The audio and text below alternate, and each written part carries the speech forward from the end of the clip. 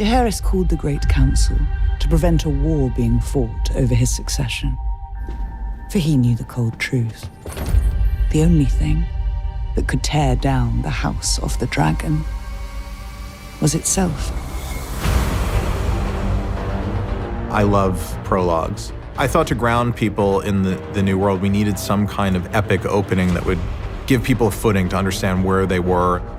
And I just kept coming back to the Great Council because it was this really substantial event, significant event that had happened before our time, but really set in motion a lot of the things that we were going to see over the course of our story. When I first read that in the script, I thought to myself, we will have been off air for so long that it's actually an essential component of bringing people back into the world. And it felt like there was no one else that could tell that story. The Lords chose Viserys, my father. The thing that the Great Council should tell you is that this is a patriarchy and that the men of the realm want to keep the men in power. I don't think Viserys was a guy who sought the crown or wanted it, really. It kind of came to him.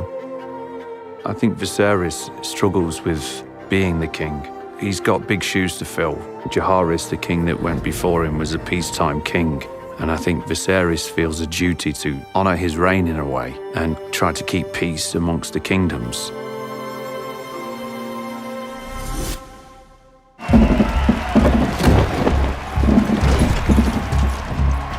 I knew that I needed to do a sequence in the first episode that gave a nod towards what was capable on this show. And a tournament was something that was exciting. And it felt really important to bring Game of Thrones action to the pilot. Sword! And the reason we chose a tournament is because a tournament is essentially playing at war. And you get to tell the story of unrealized aggression that's let out in this very visceral way. Queen Aemma has begun her labors!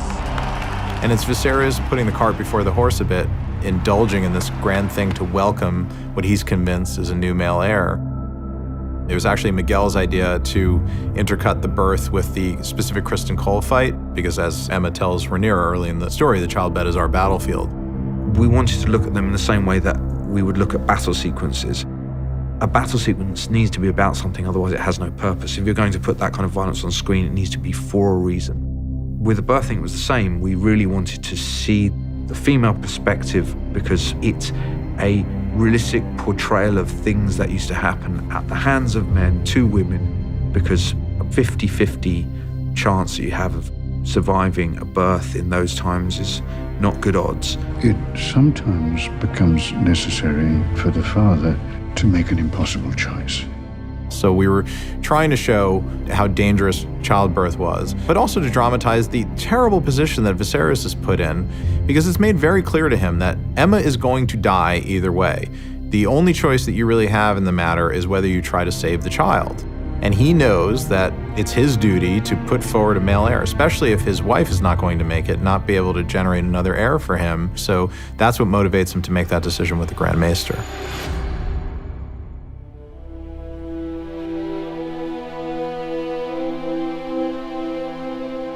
Viserys is in pieces, he's unable to even communicate, he's just distraught. Rhaenyra is finding herself unable to be the child, to be the one that's being looked after. Suddenly she's having to play the adult role. Dracarys!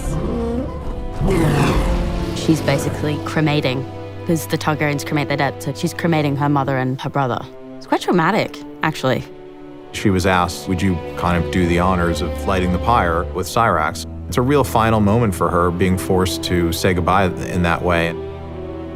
And Daemon is being the most thoughtful, caring, responsive of the three, which was a choice that Matt made.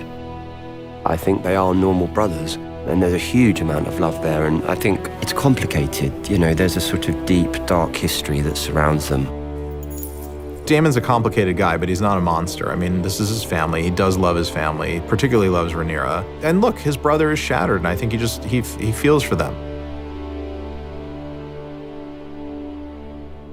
I do hereby name Rhaenyra Targaryen, Princess of Dragonstone and heir to the Iron Throne. It's a really important scene for the pilot because obviously it's the thing upon which all the future drama in the show is going to turn on, the fact that Rhaenyra was named heir and supplanted Daemon.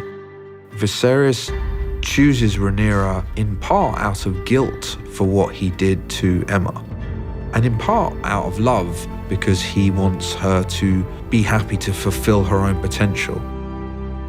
Rhaenyra sees it as the first time that she feels that she's good enough for her father. She's also the first woman ever to be named heir. Viserys was named heir over someone who should have deserved it, Princess Rhaenys. So she kind of feels like there's like a reprimand in that. There's something else that I need to tell you. Viserys is obsessed with the idea that they may be around the corner from the end of the world. And we felt like it was a really good way of adding this weight to the notion of Rhaenyra becoming queen. Instead of her wanting to do it out of ambition, she was being handed down a responsibility to bring everybody together to fight the incoming White Walker problem that, in fact, we knew would not show up for another 170 years. Aegon called his dream the Song of Ice and Fire. This secret, it's been passed from king to heir since Aegon's time. This idea that Aegon, who believed in the Song of Ice and Fire and believed in this prophecy that would unite the realm against the cold and the dark coming out of the north and imbued his secret in the steel of the Valyrian dagger, we felt like that was a nice way to tie the two series together. I don't think Rhaenyra has any idea what she's getting into. Viserys is very protective of Rhaenyra, whereas at the same time can see the potential within her to be a great ruler, and he goes against the grain in naming her heir. So hopefully by the end of the first hour, you understand that this precedent that has been loudly set across the realm has now been broken, and that might cause some problems.